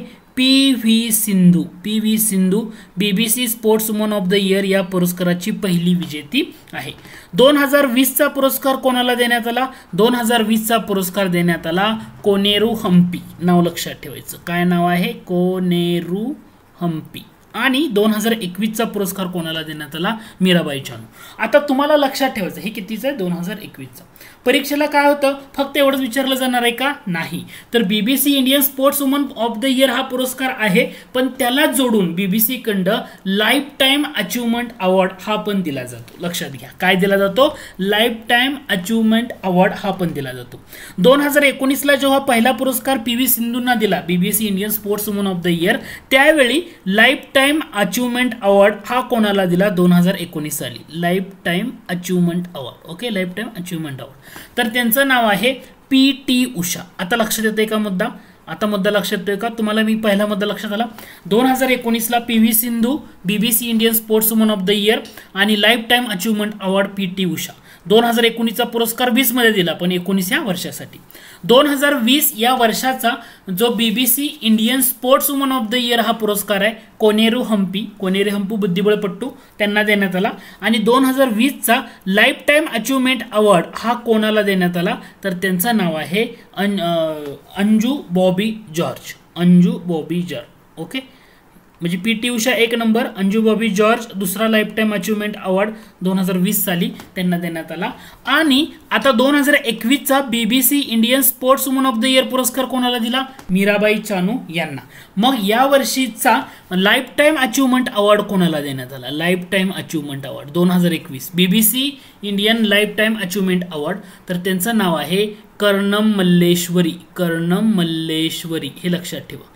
आता दिल्ली स्पोर्ट्स युनिव्हर्सिटी जी आहे सध्या स्थापन झालेली, तर त्याच्या पहिल्या महिला कुलपती, पहिल्यांदा त्यांना कुलपती बनवले डायरेक्टली, कर्णम मल्लेश्वरी. लक्षात ठेवा, हे नाव खूप महत्त्वाचं आहे. 2000 साली ज्या ऑलिम्पिक झाल्या होत्या सिडनी ऑस्ट्रेलिया या ठिकाणी, तर त्या ठिकाणी त्यांनी वेट लिफ्टिंगमध्ये आय थिंक कांस्य पदक जिंकलं होतं आणि पहिली भारतीय महिला त्यावेळी ठरली होती. तर कर्णम मल्लेश्वरी या ज्या काय आहेत, तर 2021च्या BBC Indian lifetime achievement अवॉर्डच्या मानकरी आहेत. म्हणजे 3 पुरस्कार, तिन्ही नावं तुमच्या लक्षात येत आहेत का ते बघा. कर्णम मल्लेश्वरी म्हणजे तुम्हाला मी सुरुवातीला एक इमेज दाखवली होती बघा, या ठिकाणी आहेत कर्णम मल्लेश्वरी या ठिकाणी. ठीक आहे, हे आहेत कर्णम मल्लेश्वरी. ओके, हे आहेत MR रेडुकानू, त्यांच्याबद्दल जाणार आहोत. शेफाली वर्मा पण आहे आणि मीराबाई चानू या ठिकाणी आहे. पहिला बेसिक घटक लक्षात आला का? म्हणजे मला जो सांगायचा मुद्दा होता, BBC Indian sportswoman of the year ह्या पुरस्कारामध्ये 19ला सुरुवात झाली, 19, 20 आणि 21. त्याच्यामध्ये PV Sindhu Indian sportswoman of the year, त्यानंतर त्याच वर्षाची लाईफ टाईम म्हणून PT उषा यांना दिला. 2020चा Koneru Humpy Indian sportswoman of the year आणि त्या वर्षीचा lifetime award Anju Bobby George यांना देण्यात आला. आणि 2021चा Indian sportswoman of the year हा पुरस्कार मीराबाई चानू यांना मिळाला आणि lifetime achievement award Karnam Malleswari यांना देण्यात आला. आता काय केले 2021 मध्ये, तर चर्चेत असणाऱ्या घटकामध्ये काही महत्त्वाचे मुद्दे ऍड केले, जसं की BBC इमर्जिंग प्लेयर पुरस्कार हा 2021चा पण देण्यात आला. BBCनं इमर्जिंग प्लेयर पुरस्कार, आणि ती कोण आहे, तर भारताची 18 वर्षाची खेळाडू शेफाली वर्मा, क्रिकेटपटू आहे. तिला भारताची महिलांची वीरेंद्र सेहवाग या नावानं ओळखलं जातं. शेफाली वर्मा हरियाणाची आहे, फास्ट खेळण्यामध्ये ती माहीर आहे. तर तिला BBC इमर्जिंग प्लेयर हा पुरस्कार देण्यात आला. आता पॉईंट लक्षात येते का? म्हणजे 2021 मध्ये BBC इमर्जिंग प्लेयर म्हणून कोणाला सन्मानित केलं? शेफाली वर्मा या ठिकाणी. तर तुम्हाला या इमेजमध्ये दाखवलं होतं शेफाली वर्मा, ही शेफाली वर्मा आहे, शेफाली वर्मा ही. ठीक आहे, तर इथं थोडंसं तुम्ही लक्ष देऊ शकता. ठीक आहे, आता याच्याशिवाय तुम्हाला महत्त्वाचा घटक, हे तर मी तुम्हाला ऑलरेडी सांगितलं, BBC लाईफ टाईम अचिव्हमेंट पुरस्कार 2000 मध्ये ऑलिम्पिकमध्ये पदक जिंकणारी पहिली महिला कर्णम मल्लेश्वरी यांना देण्यात आलेला होता. हा सगळ्यात महत्त्वाचा घटक तुम्ही या ठिकाणी पाहिला. आता BBC मधला हा मुद्दा लक्षात आला का? BBC मधला जो आपण पहिला घटक होता तो लक्षात आला. BBC Indian sportswoman of the year 19, 20, 21 आणि lifetime achievement of the year हे पण बघितलं. तसं BBC स्पोर्ट्समध्ये BBC sports personality of the year हा पुरस्कार पण देतं. BBC sports personality of the year म्हणजे जगभरातल्या सर्वोत्तम खेळाडूपैकी कोणता खेळाडू आहे की ज्याला sports personality of the year हा पुरस्कार दिला जातो. आता सध्या चर्चेतला घटक तुम्हाला हे लक्षात आलं पाहिजे, BBC sports personality of the year. आता याच्यामध्ये तुम्हाला पहिल्यांदा घटक लक्षात ठेवायचा आहे काय, याच्यामध्ये हा पुरस्कार 2019, 2020 आणि 2021 म्हणजे तुम्हाला इथं काही विचारू द्या उत्तर देता येईल. सध्या कोण चर्चेत आलं BBC sports personality of the year 2021, तर ब्रिटनची महिला टेनिसपटू एम्मा रडकानू यांना या पुरस्कारानं सन्मानित करण्यात आलं. ऍक्च्युली यांनी US ओपन 2021चं महिला एकेरीचं विजेतेपद पटकावलं होतं आणि 2004 मध्ये जेव्हा मारिया शारापोव्हा यांनी विम्बल्डन जिंकलं त्याच्यानंतर या सर्वात तरुण ग्रँड स्लॅम विजेता आहेत. वय किती आहे एम्मा रडकानूंचं? ज्यावेळी त्यांनी हे ग्रँड स्लॅम जिंकलं 18 वर्ष वय होतं. 18 वर्षाची ब्रिटनची महिला टेनिसपटू Emma Raducanu BBC sports personality of the year 2021 ची मानकरी ठरली. 19चं मानकरी कोण होता? तर 19चं मानकरी होतंय बेन स्टोक्स, इंग्लंडचा क्रिकेटपटू बेन स्टोक्स 2019चं BBC sports personality of the year या पुरस्काराचा मानकरी. 2020चा मानकरी कोण होता? Lewis Hamilton. तुम्ही जर फॉर्म्युला 1 शर्यत पाहिला असेल तर त्यामध्ये असणारा लुईस हॅमिल्टन हा 2020चा होता. म्हणजे पॉईंट लक्षात आला का BBCचा पुरस्कार? तर आपण एक BBC Indian sportswoman of the year बघितला, BBC Indian lifetime achievement award बघितला आणि आता आपण बघतोय BBC sports personality of the year. मग अशी इंडियन म्हणजे फक्त इंडियापुरतं होतं, पण स्पोर्ट्स पर्सनॅलिटी म्हणजे पूर्ण जगातलं. तर त्याच्यामध्ये 2019ला बेन स्टोक्स, 2020ला लुईस हॅमिल्टन आणि आता रिसेंटली चर्चेत होती Emma Raducanu BBC sports personality of the year 2021 ची. त्याच्यामुळे हा सुद्धा घटक तुम्हाला या ठिकाणी लक्षात ठेवावा लागेल. म्हणजे या पॉइंट मधून तुम्हाला जे जे मुद्दे होते ते सगळे तुमचे आय होप हे क्लिअर झाले असेल. यावर तुम्ही थोडंसं फोकस करा की तुम्हाला कोणता पॉइंट BBC वर विचारला जाईल. तर हा एक पॉइंट सिंपल छोटासा पण महत्वाचा आहे, हे महत्वाचं तुम्ही इथं थोडंसं लक्ष देऊ शकता. आणि महत्वाचं म्हणजे तुम्ही अँड्रॉइड ॲप नक्की नक्की डाउनलोड करा आणि जास्तीत जास्त तुमच्या मित्रांना शेअर करा, कारण या ॲपच्या माध्यमातून आपण बराचसा घटक कव्हर करतोय आणि येणाऱ्या काळामध्ये पण चालू घडामोडी किंवा इतर विषयाचे कोर्सेस असतील तर ते सुद्धा तिथं लॉन्च आहेत. ऑलरेडी तिथं मराठी ग्रामर, इंग्रजी ग्रामरपासून बरेचसे कोर्सेस लॉन्च झालेले आहेत. ओके, तर ज्ञानपीठ पुरस्कार सध्या चर्चेमध्ये का आले? तर ज्ञानपीठ पुरस्कार चर्चेमध्ये येण्याचं कारण काय? सरकारने एकदमच 2020 सालचा आणि 2021 सालचा ज्ञानपीठ पुरस्कार डिक्लेअर केलाय. 20 सालचा जो ज्ञानपीठ पुरस्कार आहे तो कितव्या क्रमांकाचा आहे? तर तो 20 सालचा पुरस्कार होता तो 56व्या क्रमांकाचा आहे आणि हा कोणाला मिळालाय? जे आसामी कवी आहेत नीलमणी फुंकन यांना त्या सन्मान प्राप्त झालाय. आणि 2021 सालचा 57वा ज्ञानपीठ 2021 सालचा 57वा ज्ञानपीठ पुरस्कार कोणाला जाहीर झालाय? जर कोकणातील महत्वाचे जे कादंबरीकार आहेत त्यांचं नाव आहे दामोदर मावजो. दामोदर मावजो यांना जाहीर झालाय. म्हणजे 56, 57, 20 आणि 21चा हा पुरस्कार आहे, त्याच्यामुळे ही न्यूज चर्चेमध्ये आलेली होती. मग आता आपण काय करूया, तर यामध्ये 2000 सुरुवातीला म्हणजे एक घटकापासून बघूया. सुरुवातीला कोकणातील नामवंत कादंबरीकार जे दामोदर मावजो 57वा ज्ञानपीठ मिळालाय ना, त्यांच्याबद्दल थोडंसं इन्फॉर्मेशन पाहूया. दामोदर मावजो यांच्याबद्दल जर बघितलं तर तुम्हाला यामध्ये महत्वाचा घटक त्यांचा जन्म कुठं झाला. हे दामोदर मावजो आहेत, त्यांचा जन्म कुठं आहे? गोव्यामध्ये, दक्षिण गोव्यामध्ये झाला 1944 मध्ये. आता त्यांचं वय वर्ष जेव्हा ज्ञानपीठ मिळाला तेव्हा वय वर्ष होतं 77 वर्ष. आता तुम्हाला जेव्हा एखाद्या व्यक्तीबाबत जेव्हा पुरस्कार दिला जातो, आता हे कोणत्या म्हणजे साहित्यिक आहेत, कोणत्या ह्याच्यामधून? तर कोकणातून. मग कोकणामध्ये या अगोदर कोणत्या व्यक्तीला ज्ञानपीठ पुरस्कार मिळाला होता का, असा तुमचा पॉईंट येतो. म्हणजे तुम्हाला ना इथं अभ्यास करताना मी थोडेसे मुद्दे सांगतो, त्या मुद्द्याला तुम्ही थोडंसं फोकस करा. आता मुद्दा काय आहे बघा, की कोकणामधून कोणाला ज्ञानपीठ पुरस्कार मिळाला होता का या अगोदर? येस. तर दामोदर मावजो हे कितवे साहित्यिक ठरलेत? दुसरे साहित्यिक ठरलेत की ज्यांना कोकणामधून की जे आहेत कोकणातील की ज्यांना ज्ञानपीठ पुरस्कार मिळाला. या अगोदर 2006 साली रवींद्र केळेकर यांना हा पुरस्कार जाहीर झालेला होता. कधी? 2006. हा पहिला मुद्दा तुम्हाला या ठिकाणी लक्षात घ्यायचा आहे. आता यानंतर त्यांच्या कारकिर्दीमधला काही महत्वाचा टप्पा तुम्हाला लक्षात देऊ का? तर त्यांच्या कारकिर्दीतला महत्वाचा टप्पा येतो तो म्हणजे साहित्य अकादमीचा पुरस्कार त्यांना मिळालाय. साहित्य अकादमीचा पुरस्कार त्यांना केव्हा मिळालाय? 1983. म्हणजे तुम्हाला हे दोन्ही मुद्दे लक्षात ठेवायचे बरं का. 1983 ला साहित्य अकादमीचा पुरस्कार कार्मेलिनिया या त्यांच्या कादंबरीसाठी त्यांना मिळालेला होता. 1983 साहित्य अकादमी पुरस्कार कार्मेलिनिया या त्यांच्या कादंबरीसाठी मिळाला. म्हणजे हा दुसरा पॉईंट तुम्हाला दामोदर मावजो यांच्या संदर्भात लक्षात ठेवायचे. लक्षात आला का? पहिला पॉईंट काय, की कितवे कोकणातील साहित्यिक होते? दुसरे. पहिले कोण होते? रवींद्र केळेकर. कधी मिळाला होता त्यांना? 2006 साली. ठीक आहे. दुसरा मुद्दा काय, यांना कारकिर्दीतला सर्वोत्तम टप्पा कोणता होता? तर साहित्य अकादमी पुरस्कार कधी मिळाला होता? 1983. आणि त्यांना कोणत्या कादंबरीसाठी? कार्मेलिनिया या कादंबरीसाठी. याच्यानंतर तिसरा मुद्दा काय आहे, की यांचा पहिला कथासंग्रह कोणता होता? जसं तुम्हाला इथे शेवटी मी दाखवलेला आहे, हा तिसरा मुद्दा आहे की त्यांचा पहिला कथासंग्रह कधी प्रसिद्ध झाला होता? 1971 साली आणि नाव आहे त्याचं गांथन. गांथन हा त्यांचा पहिला कथासंग्रह कधी प्रसिद्ध झाला होता? 1971 साली. तर पहिल्या 3 गोष्टी मिनिमम तुम्हाला इथं लक्षात ठेवायचे. याच्याशिवाय तुम्हाला काय लक्षात घ्यायचं आहे, की त्यांना कोणत्या कोणत्या चित्रपटासाठी, म्हणजे चित्रपटासाठी सुद्धा त्यांना पटकथेच्या बाबतीमध्ये पुरस्कार मिळालेला आहे. तर त्याच्यामध्ये तुम्हाला गोवा चित्रपट महोत्सवात त्यांचा ॲश्लेषा हा चित्रपट आहे, सर्वोत्तम पटकथेचा पुरस्कार आहे, किंवा इतर जे घटक आहेत ते तुम्हाला इथं लक्षात येतील. आता याच्याशिवाय म्हणजे तुम्हाला हे 3 मुद्दे लक्षात मिनिमम घ्यायचेत. याच्याशिवाय त्यांना आणखी काय पुरस्कार आहेत किंवा त्यांच्या काय लघुकथा आहेत? जेव्हा एखाद्या घटकामध्ये ना इंग्रजी नाव येतं, जसं मॅरेज अँड अवर स्टोरीज किंवा मॅरेजचे मॅरेज झाले, ठीक आहे, आणि टेरेझाज मैन हे त्यांच्या लघुकथा, हे तुम्ही नाही लक्षात ठेवलं तरी चालू शकेल. तर दामोदर मावजो यांच्याबद्दल मिनिमम काय लक्षात घ्या, कोकणातील दुसरे साहित्यिक, 2006 साली रवींद्र केळकर यांना मिळाला होता. दुसरा मुद्दा आहे त्यांना साहित्य अकादमी पुरस्कार 1983 मिळाला होता.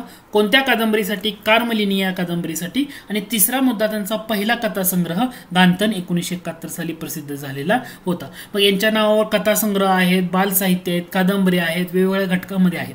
दुसरं म्हणजे त्यांचं साहित्य जे आहे पोर्तुगीज आणि फ्रेंच या भाषेमधून विविध भाषेमध्ये, म्हणजे पोर्तुगीज भाषेमध्ये पण अनुवादित झाले, फ्रेंच भाषेमध्ये पण अनुवादित झाले. म्हणजे एक आंतरराष्ट्रीय स्तरावर त्यांची एक इमेज तयार झालेली आहे, हे तुम्हाला या ठिकाणी पाहायला मिळेल. तर यांना दामोदर मावजो यांना कितवा ज्ञानपीठ मिळालाय? 57वा. हे क्लिअर होतंय का बघा? कोणत्या वर्षीचा मिळालाय? 2021 सालचा मिळालाय. त्यामुळे हा मुद्दा सध्या चर्चेमध्ये होता. आता यांच्यानंतर दुसरा मुद्दा येतो तो म्हणजे 56वा ज्ञानपीठ. मग 56वा ज्ञानपीठ कोणाला मिळालाय? त्यांचं नाव येतं नीलमणी फुंकन. 56वा ज्ञानपीठ कोणाला मिळालाय? तर नीलमणी फुंकन यांना मिळालेला आहे. आता नीलमणी फुंकन, आता जसं तुम्हाला कोकणातील ते दुसरे साहित्यिक होते तसं आपण आता जस्ट पाहिलं दामोदर मावजो यांच्याबद्दल, तसं नीलमणी फुंकन हे कोणत्या भागामधून प्रतिनिधित्व होत आहे त्यांचं? तर आसामी भाषेमधले. ओके, आसामी भाषेतील महत्वाची. आता यांच्या साहित्यावर कोणत्या घटकाचा प्रभाव आहे असं जर विचारलं, लोकसंस्कृती, सामान्य व्यक्तीच्या जीवनात होणाऱ्या ज्या घडामोडी, त्यांचा मोठा प्रभाव आहे. आता यांच्याबद्दल बघताना तुम्हाला दोन महत्वाचे मुद्दे. नीलमणी फुंकन हे आसामी भाषेमध्ये ज्ञानपीठ मिळवणारे कितवे व्यक्ती झाले? जसं कोकणातील विचारलं तर दामोदर मावजो दुसरे होते, तसं आसामी भाषेतील जे साहित्यिक आहेत, आसामी भाषेतील साहित्यिक आहे यांना ज्ञानपीठ मिळण्याची कितवी वेळ आहे? तिसरी. कंपॅरिझन लक्षात येते का? दामोदर मावजो कोकणातील दुसरे होते, कोकणी साहित्यिक, तसं नीलमणी फुंकन आसामी भाषेमध्ये ज्ञानपीठ मिळवणारे कितवे आहेत? तिसरे आहेत. तिथं कसं होतं? रवींद्र केळेकर हे आपण नाव लक्षात ठेवा म्हटलं होतं 2006 मध्ये. तसं इथं तुम्हाला काय लक्षात घ्यायचंय? तिसरे म्हटल्यानंतर 1979 साली बी.के. भट्टाचार्य, 2000 साली इंदिरा गोस्वामी यांच्यानंतर कोकणी भाषेमध्ये ज्ञानपीठ मिळवणारे नीलमणी फुंकन हे कितवे आहेत?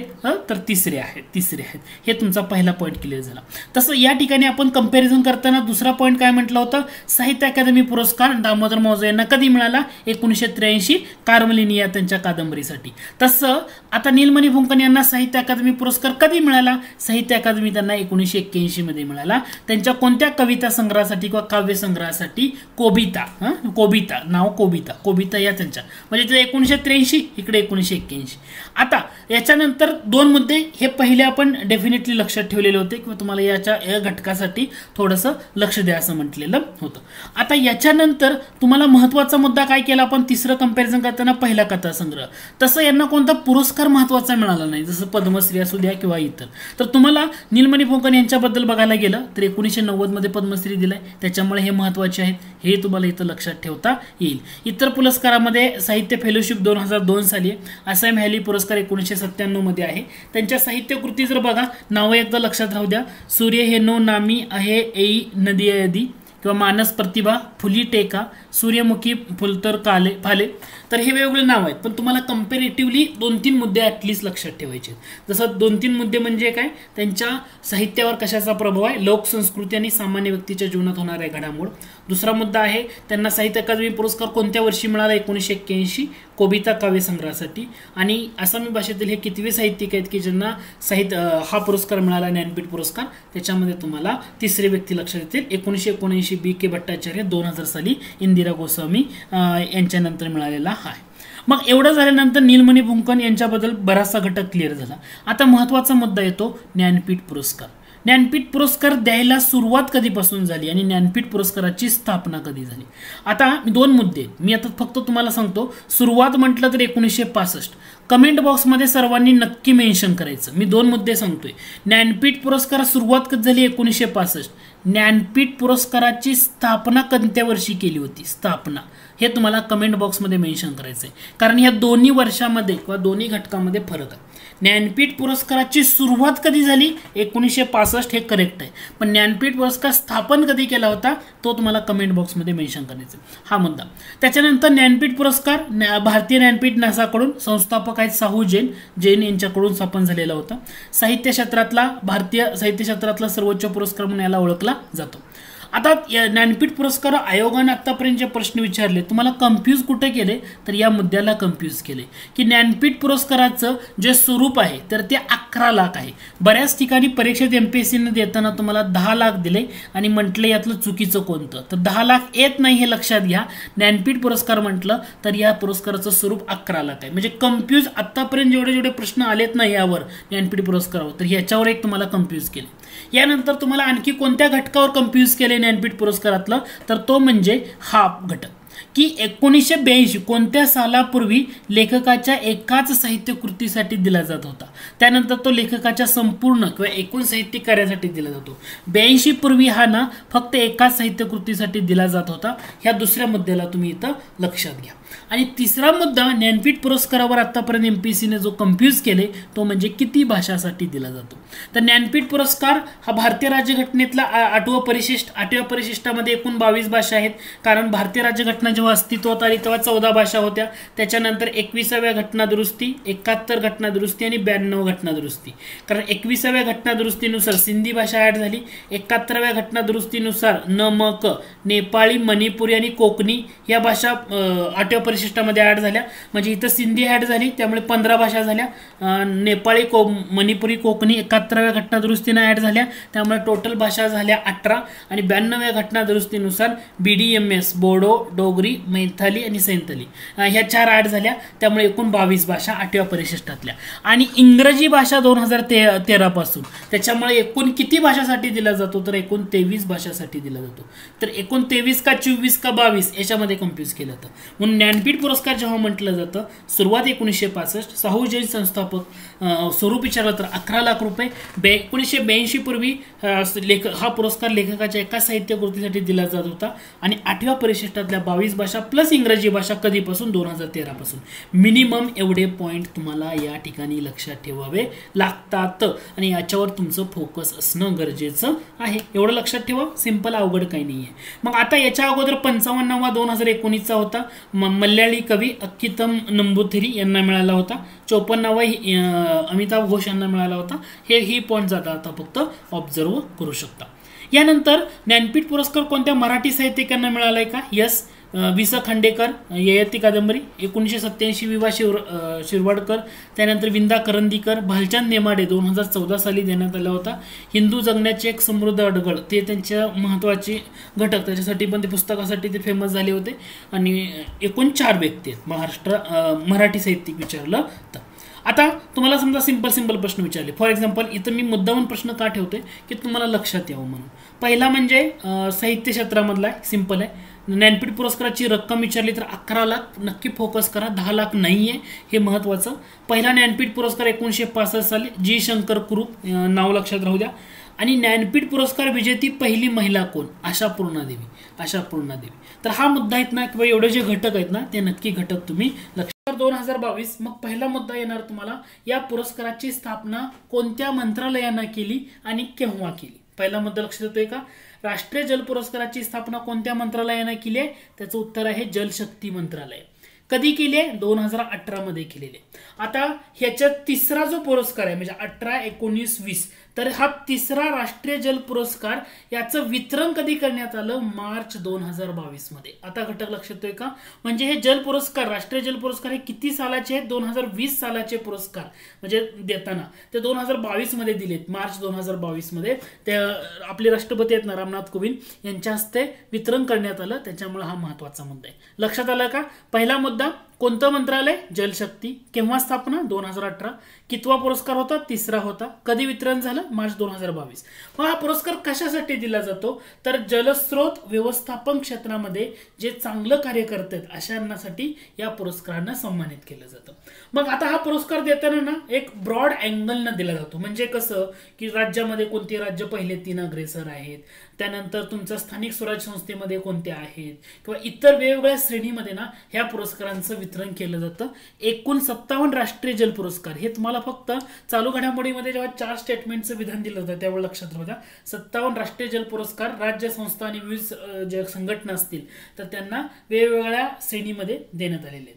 मग आता पहिला मुद्दा काय लक्षात घ्यायचा आहे तुम्हाला की याच्यामध्ये तुम्हाला राज्यांची जी श्रेणी आहे या राज्यांच्या श्रेणीमध्ये पहिली 3 राज्य कोणती हे तुम्हाला लक्षात ठेवायचं आहे. परीक्षेला यामध्ये कन्फ्युजन केलं जाईल. ठीक आहे, पहिला अँगल. आता राज्यांच्या श्रेणीमध्ये तुम्हाला लक्षात ठेवताना तुम्ही या ठिकाणी ट्रिक वापरू शकता किंवा तुमच्या लक्षात राहत असेल तर चांगली गोष्ट आहे. ट्रिक आहे उरात, परात तसं म्हणतो, परात तसं उरात लक्षात घ्या. उ फॉर उत्तर प्रदेश. उ फॉर काय येणार? उत्तर प्रदेश. तर कोणतं राज्य जल व्यवस्थापन किंवा राष्ट्रीय जल पुरस्कारामध्ये पहिल्या क्रमांकावर आहे? उत्तर प्रदेश. रा म्हणजे काय? राजस्थान. रा म्हणजे काय? राजस्थान. आणि त म्हणजे काय? तमिळनाडू. म्हणजे राष्ट्रीय जल पुरस्कारामध्ये 1 नंबरला कोणतं राज्य? उत्तर प्रदेश आहे. 2 नंबरला कोणतं राज्य आहे? राजस्थान आहे. 3 नंबरला कोणतं आहे? तमिळनाडू. लक्षात ठेवताना उरात हा शब्द नक्की लक्षात ठेवा, हे तुम्हाला यामध्ये महत्वाचं आहे. म्हणजे मुद्दा लक्षात येतोय का? राष्ट्रीय जल पुरस्कारामध्ये उत्तर प्रदेश हे तुम्हाला पहिल्या क्रमांकावर बघायला मिळेल, त्यानंतर राजस्थान दुसऱ्या क्रमांकावर आणि तमिळनाडू तिसऱ्या क्रमांकावर. उरात असा महत्वाचा घटक आहे.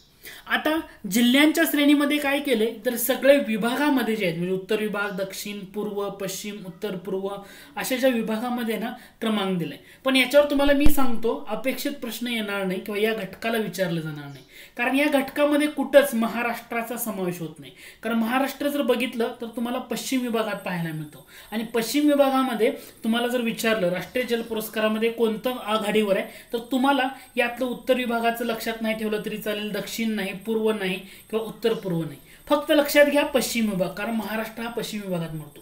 परंतु महाराष्ट्रातील कोणत्याही जिल्ह्याचा या जल पुरस्कारामध्ये या पश्चिम विभागाचे सर्वोत्कृष्ट जिल्हा श्रेणीमध्ये पहिल्या 3 मध्ये नाव नाही. कारण इंदोर जसं तुम्हाला माहित आहे की सगळ्यात स्वच्छ सिटी म्हणून सुद्धा इंदोर पुढे आहे. मध्य प्रदेश 1 नंबरला, 2 नंबरला वडोदरा गुजरात आणि बांसवाडा राजस्थान हे 3 शहरे येतात. लक्षात येतंय का? युबा शिवबा जसं कसं युबा करा, इंदोर, वडोदरा आणि बांसवाडा हे 3 येतात. मग तुम्हाला एवढं फक्त इथं लक्षात ठेवायचं आहे, बाकी नाही लक्षात ठेवलं तरी चालू शकते. तर हा एक दुसरा अँगल झाला की ज्याच्यावर तुम्हाला थोडंसं फोकस करायचं. मग आता मुद्दा असा येतो, राज्यांची श्रेणी बघितली, जिल्ह्यांची श्रेणी बघितली, आता राहिलं स्थानिक स्वराज्य संस्था. मग स्थानिक स्वराज्य संस्था सगळ्या पाठ करायच्या का? क्रमांक जसा येतो तसा नाही. स्थानिक स्वराज्य संस्थेसाठी तुम्हाला काय करायचंय? महाराष्ट्र कुठे येतं का एवढं अगोदर बघायचंय. मग स्थानिक स्वराज्य संस्थेमध्ये महाराष्ट्र येतो का? तर येतो. दापोली नगर पंचायत महाराष्ट्र. ओके, तर यांना सर्वोत्कृष्ट शहरी स्थानिक स्वराज्य संस्थेमध्ये दुसरा क्रमांक मिळाला. म्हणजे तुम्हाला कुठं लक्षात ठेवायचं लक्षात घ्या.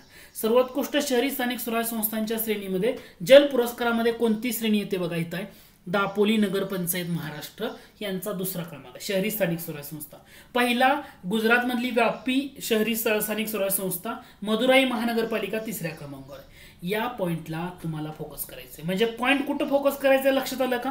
मी तुम्हाला अगोदर सुरुवात करताना म्हटलं, पहिल्यांदा तुम्हाला बेसिक सांगितलं, बेसिक नंतर तुम्हाला म्हटलं कोणते राज्यांची श्रेणीमध्ये उरात लक्षात ठेवा, जिल्ह्यांच्या श्रेणीमध्ये पश्चिम विभागाला फोकस करा, शहरी स्थानिक स्वराज्य संस्थेमध्ये दापोली. त्याच्यानंतर महत्वाचा मुद्दा जो तुम्हाला आणखी पुढे थोडंसं डीप मध्ये जाऊन बघायचं आहे, तर याच्यामध्ये ॲग्रोवन सकाळ माध्यम समूहाचं जे ॲग्रोवन आहे त्या ॲग्रोवनला सकाळ ॲग्रोवनला 3ऱ्या राष्ट्रीय जल पुरस्कारानं सन्मानित करण्यात आलं होतं. तर आता याच्यामध्ये काय आहे, ॲग्रोवन म्हणजे जलसंधारणापासून हवामान बदलापर्यंत विविध विषयावर जनजागृती केली त्याबद्दल या पुरस्कारानं सन्मानित करण्यात आलेलं होतं. मग आता ॲग्रोवन सकाळ ॲग्रोवनला कशासाठी पुरस्कार मिळाला किंवा कोणती श्रेणी आहे की ज्या श्रेणीमध्ये पुरस्कार मिळाला? महाराष्ट्र ओरिएंटेड न्यूज आहे, लक्षात ठेवा. याच्यामध्ये सर्वोत्कृष्ट माध्यम मुद्रित आणि इलेक्ट्रॉनिक या गटामध्ये दुसरा क्रमांक मिळालाय. कितवा क्रमांक मिळालाय? दुसरा. हा पॉइंट तुमच्या लक्षात आला पाहिजे. सकाळ ॲग्रोवनला सर्वोत्कृष्ट माध्यम मुद्रित आणि इलेक्ट्रॉनिक गटामध्ये दुसरा क्रमांक. दापोली नगर पंचायतला स्थानिक स्वराज्य शहरी स्थानिक स्वराज्य संस्थेमध्ये तुम्हाला दुसरा क्रमांक. हे मुद्दे तुमच्या इथं लक्षात येणं गरजेचं आहे. हे झालं तुमचं बेसिक घटक, बेसिक मुद्दे. या बेसिक मुद्द्याला तुम्ही थोडंसं फोकस करू शकता. आता याच्याशिवाय मी थोडासा अँगल बदलतो तुम्हाला एकदम लक्षात ठेवायच्या दृष्टीनं. तोच घटक तो म्हणजे ह्या राष्ट्रीय जल पुरस्कारामध्ये महाराष्ट्र कुठे आहे हे तुम्हाला यामध्ये बघायचं.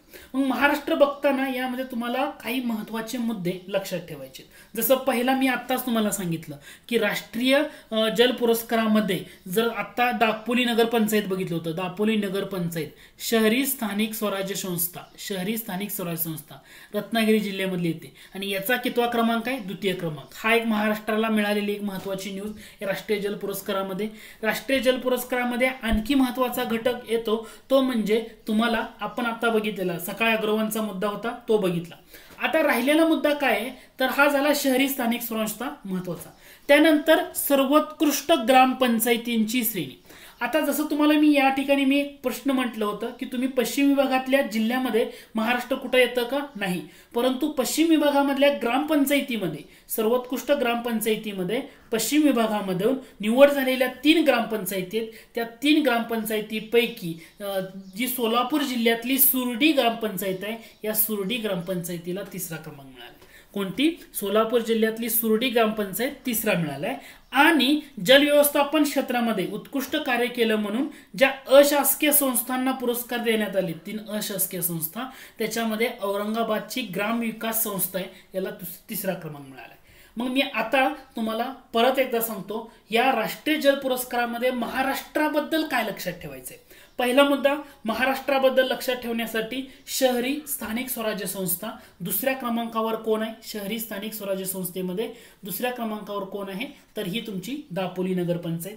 दुसरा मुद्दा, सर्वोत्कृष्ट माध्यम मुद्रित आणि इलेक्ट्रॉनिक गटामध्ये सकाळ अॅग्रोवनला कितवा पुरस्कार मिळालाय? दुसऱ्या क्रमांकाचा पुरस्कार मिळालाय. राष्ट्रीय पातळीवर असणारा हा दुसरा मुद्दा. लक्षात आलं? सकाळ अॅग्रोवन, दापोली नगरपंचायत, दुसरा. आणि आता तिसरा मुद्दा लक्षात ठेवायचा, तिसरा क्रमांक कशाला? सर्वोत्कृष्ट ग्रामपंचायतीची श्रेणी पश्चिम विभागात सोलापूर जिल्ह्यातली सुरडी ग्रामपंचायत तिसरा क्रमांक. आणि अशासकीय संस्थांमध्ये पण ज्यांनी जलव्यवस्थापनाच्या क्षेत्रामध्ये उत्कृष्ट कार्य केलं त्याच्यामध्ये तिसरा क्रमांक औरंगाबादची ग्रामविकास संस्था तिसरा क्रमांक. म्हणजे दुसरा क्रमांक कोणत्या दोघांना? दापोली नगरपंचायत आणि सकाळ अॅग्रोवनला. तिसरा क्रमांक कशाला मिळालाय? तर ग्रामपंचायतीमध्ये सुरडी ग्रामपंचायत आणि औरंगाबाद ग्रामविकास संस्था अशासकीय संस्थेमध्ये. हा मुद्दा तुम्हाला इथं लक्षात ठेवायचा आहे. आता एवढं लक्षात जर ठेवलं तर ह्याच्यामध्ये आणखी एक मुद्दा येतो, तो म्हणजे सध्या चर्चेत असलेला एक महत्वाचा घटक, त्याला म्हटलं जातं catch the rain campaign. Okay, catch the rain campaign. आता कॅच द रेन कॅम्पेन, मग आता हे सुरू करण्या अगोदर मी तुम्हाला असं विचारलं, जागतिक जल दिन कधी असतो? त्यामुळे ही न्यूज चर्चेत आली होती. जागतिक जल दिन कधी आहे? जागतिक जल दिन म्हटलं तर तो येतो 22 मार्चला. लक्षात ठेवा. आता महत्वाची न्यूज काय? Catch the rain. Catch the rain ही मोहिमेबद्दल, म्हणजे कॅच द रेन ही मोहीम किंवा कॅम्पेन आहे, तर ही सुरुवात कधी झाली होती? 22 मार्च 2021ला पंतप्रधान नरेंद्र मोदी यांनी जागतिक जल दिनानिमित्त या मोहिमेचा शुभारंभ केलेला होता. आता ही मोहीम सध्या आणखी का चर्चेत आली या पुरस्कारामध्ये? तर ही कॅच द रेन मोहीम जी होती तर ती सध्या 30 नोव्हेंबर 2022 पर्यंत राबवण्यात येणार आहे. त्याचा विस्तार करण्यात आला. त्याचा काय करण्यात आलाय? विस्तार. परीक्षेसाठी तुम्हाला विचारलं, catch the rain campaign Narendra Modi यांनी केव्हा लॉन्च केलं? तर 22 मार्च 2021. 22 मार्चलाच काय लॉन्च केलं? कारण तो जागतिक जल दिन आहे. जागतिक जल दिन आहे हे तुम्हाला या ठिकाणी लक्षात ठेवायचं. आणि जर तुम्हाला असं विचारलं की पहिला राष्ट्रीय जल पुरस्कार कधी स्थापन झाला? 2018. हे मी ऑलरेडी सांगितले. तर राष्ट्रीय जल पुरस्काराच्या बाबतीमध्ये हे जे मुद्दे सांगितले आता मी, सगळेच्या सगळे मुद्दे, जसं की तुम्हाला राष्ट्रीय जल पुरस्कारामध्ये हे सगळे घटक सुरुवातीपासून राज्यामध्ये उरात लक्षात ठेवा म्हटलं, त्यानंतर जिल्ह्यामध्ये फक्त पश्चिम विभागातलं इंदोर, वडोदरा आणि बसवाडा, युबा असं लक्षात घ्यायचंय, लक्षात ठेवा. त्यानंतर शहरी स्थानिक स्वराज्य संस्थेमध्ये दुसरा क्रमांक महाराष्ट्राचा कुठे आहे? दापोली शहरी स्थानिक स्वराज्य संस्थेत. सकाळ अॅग्रोवन सर्वोत्कृष्ट माध्यमांनी मुद्रित इलेक्ट्रॉनिक गटामध्ये. तिसरा क्रमांक कुठं म्हटलं? ग्रामपंचायत पश्चिम विभागात सुरडी ग्रामपंचायत सोलापूर जिल्ह्यातली. आणि अशासकीय संस्थांमध्ये औरंगाबाद ग्रामविकास संस्थेला. आणि कॅच द रेन कॅम्पेन हे सुद्धा महत्वाचं आहे, कारण या पुरस्कारामध्ये या कार्यक्रमाचा विस्तार केला कधीपर्यंत? 30 नोव्हेंबर 2015. आणि कॅच द रेन प्रोग्राम कधी लॉन्च केला होता? 22 मार्च 2021ला नरेंद्र मोदी यांनी जागतिक जल दिनानिमित्त लॉन्च केलेला होता. आणि पहिला राष्ट्रीय जल पुरस्कार 2018चा. एवढे मुद्दे जर लक्षात ठेवले तर या घटकाचा बराचसा भाग तुमचा कव्हर होतो. आय होप हा घटक तुमच्या लक्षात आला असेल. दुसरं म्हणजे तुम्ही जर आपला अँड्रॉइड ॲप डाउनलोड केलं असेल तर नक्की करा. डिस्क्रिप्शन बॉक्समध्ये त्याची लिंक आहे. Okay, thank you.